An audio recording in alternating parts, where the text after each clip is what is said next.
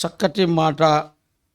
కొన్నిసార్లు మనకు కీడు జరిగిద్ది, కానీ ఆ కీడు మళ్ళీ మన మేలు కోసమే అది జరుగుతున్నట్లుగా బైబిల్ గ్రంథములో మనం చూసాం. యోసేపునే కానీ జైల్లో వేయకపోతే యోసేపుకు పెద్దలు గుర్తొచ్చేవారు కాదు, పరిచయం అయ్యేది కాదు. ఆయన ఎన్నుకున్నటువంటి వారందరూ మళ్ళీ తిరిగి కరువు కాలంలో బ్రతికే పరిస్థితి రాదు. యోసేపును ఈ యోసేపు ఇబ్బందులు పడుతున్నప్పుడు అది ఆయనకు శ్రమగా ఇబ్బందిగా అనిపించింది, కానీ చివరికి లాస్ట్కు చూస్తే మేలు జరగటం కోసమే దేవుడు ఇదంతా కూడా చేశాడని యోసేపు గ్రహించగలిగాడు. ఆ విధముగానే మరి మన లైఫ్లో కూడా చాలాసార్లు ఏదేదో జరుగుతూ ఉన్నప్పుడు అది కలవరపడుతూ ఉంటాం.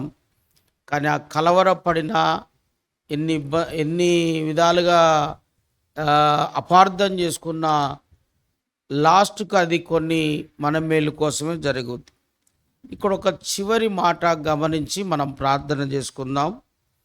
నీతిమంతులమే గానైతే యథార్థవంతులమే గానైతే మన లైఫ్లో ఏ కీడు జరిగినా మళ్ళీ తిరిగి దేవుడు దాన్ని మన మేలుకే మారుస్తాడు.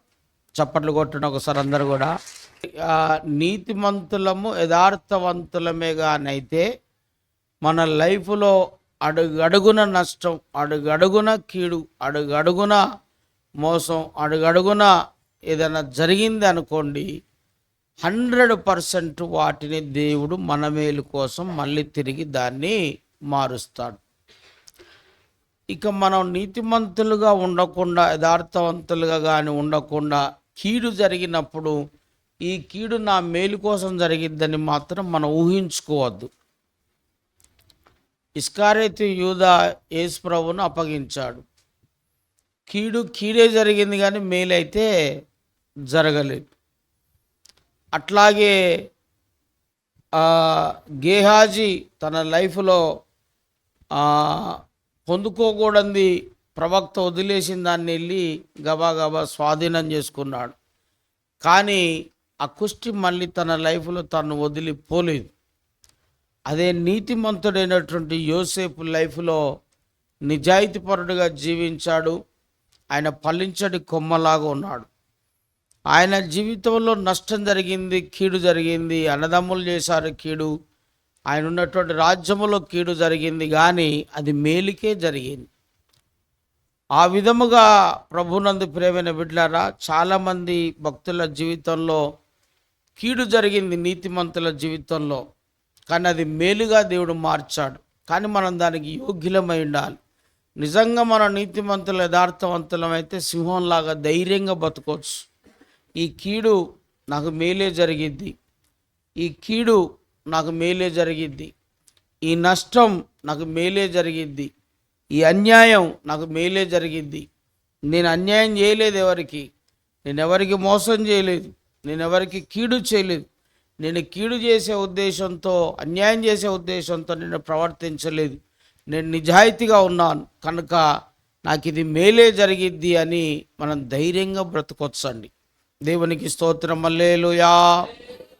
కానీ నేచరే కరెక్ట్ కాలేదనుకోండి, ఒకవేళ మన బుద్ధే కరెక్ట్ కాదు, నిజంగానే మనం ఉద్దేశపూర్వకంగా కానీ చేస్తే ఆ కీడు లాగానే ఉంటుంది, కానీ ఆ కీడు మేలుగా మాత్రం ఎన్నడూ కూడా మారదు. అందుచేత మన లైఫ్లో మనము బాగా గమనించాలి. ఎప్పుడు కూడా నీతిమంతులైతేనే ఖర్జూర వృక్షం వల్ల మువ్వ వేస్తారు, యథార్థవంతులైతేనే వాళ్ళకు చీకట్లో వెలుగు పుట్టుద్ది.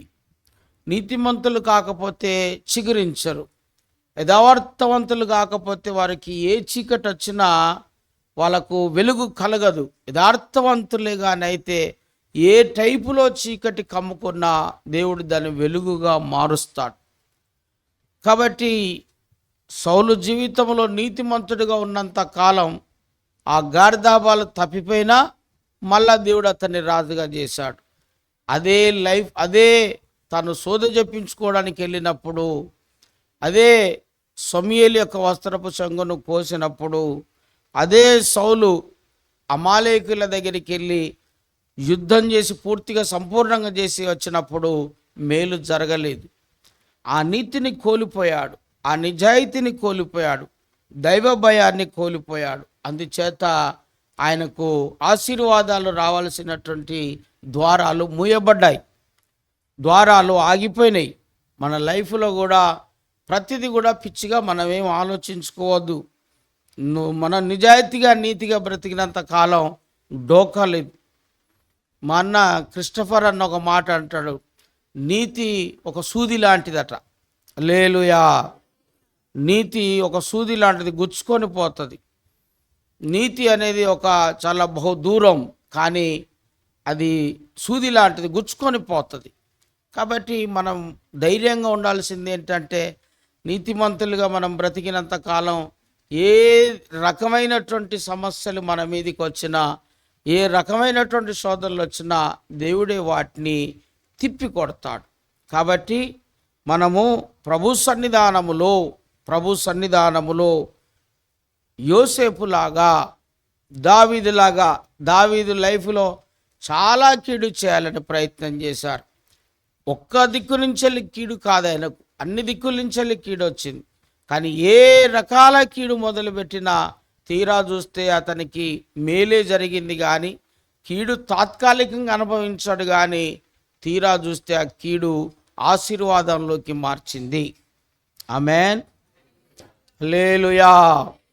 అందుకని మన కుటుంబాలలో మనకు నా లైఫ్లో కూడా నాకు చాలా కీడు జరిగింది, నాకు అన్యాయం జరిగింది. మా ఇంట్లో నా నా నా నా నా స్థలాలను పొలాలను మా అన్న అమ్ముకున్నాడు. నన్ను వీధి పాలు చేశాడు, రోడ్డు పాలు చేశాడు. మా కుటుంబంలో నాకు అన్యాయం జరిగింది, భయంకరంగా అన్యాయం జరిగింది. నేను అప్పుడు చిన్నపిల్లోని కూడా చూడకుండా, అమాయకున్నని కూడా చూడకుండా, నాకు పెళ్ళి కూడా చేయకుండా, మా అమ్మ ఏదో నా కోసం పెళ్లి కోసం అని ఒక 5,000 రూపాయలు పెడితే 5,000 కూడా వాళ్ళే తినేశారు. నాకేదో చిన్న చిన్న స్థలాలు పొలాలు మావి ఉంటే వాటిని అమ్మేసుకున్నారు. ఒక అనాథగా ఒంటరిగా రోడ్డు మీద పడ్డాను నేను. కానీ నిజాయితీగా ఉన్నాను. దేవుడు నన్ను జరిగిన కీడంతా కూడా తిరిగి మేలుగా మార్చారు. కీడు చేసినటువంటి వారు అలాగే ఉండిపోయారు. వాళ్ళలో అభివృద్ధి లేదు, వారు ఫలించలేదు, వారు చిగురించలేదు, అత్యున్నత స్థాయికి ఎదగలేదు వారి కుటుంబాలు.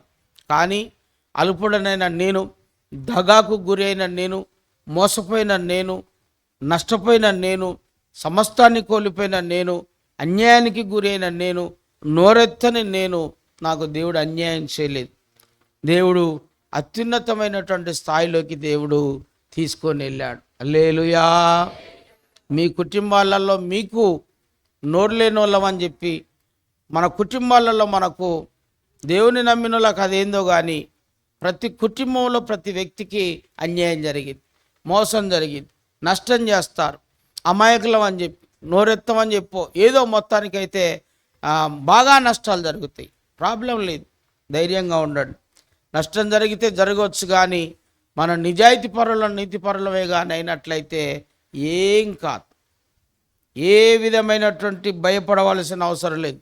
వాళ్ళు ఒక ద్వారాన్ని మూస్తారేమో, దేవుడు మనకి 7 ద్వారాలను తెరుస్తాడు. ఒక వ్యక్తి మనకు కుతంత్రాలు చేసి మన కుటుంబంలో మనకు అన్యాయం చేసి ఒక ద్వారాన్ని మూసారేమో, మన సొమ్ము తిన్నారేమో, మనకు అన్యాయం చేశారేమో, కానీ 7 ద్వారాలను దేవుడు తెరుస్తాడు. ఒక 7 ద్వారాలే కాదు, 14 ద్వారాలు కూడా తెరుస్తాడు. అని అడిగితే 14 కాదు, ఇక తెరుచుకుంటూనే పోతూనే ఉంటాడు. ఆ విధముగా దేవుణ్ణి మనం నమ్మి దేవుని మీద విశ్వాసం పెట్టాలి. నాకు చాలాసార్లు చాలా స్థలాలలో నష్టం జరుగుతూ ఉంటుంది, అన్యాయం జరుగుతూ ఉంటుంది, మోసం జరుగుతూ ఉంటుంది. ఇప్పటికి కూడా నేను పట్టించుకోను. ఏసు రక్తమే దేవుడు సర్వం సమృద్ధి నాకు ఇస్తున్నప్పుడు అది ఒక చిన్న టిప్ కింద లెక్కేసుకుంటా నేను. జరగని నష్టం పోని మోసం జరగని ఎంత జరుగుద్దో జరుగుతుంది. ముందు ఫస్ట్ ఆఫ్ ఆల్ మనం నీతిమంతులుగా ఉన్నామా, యథార్థంగా ఉన్నామా లేదా? ఒకవేళ నీతిని యథార్థతను కోల్పోతే మాత్రం దానికి ప్రతిఫలం పొందలేము. లేదు నీతిని, నిజాయితీని, యథార్థతను కాపాడుకుంటూ వచ్చితే మాత్రం అది ఎన్నడూ కూడా మనకు దాచి ఉంచిన మేలును ఎవ్వరు కూడా దాన్ని భుజించలేరు, తినలేరని గుర్తు చేస్తున్నాం.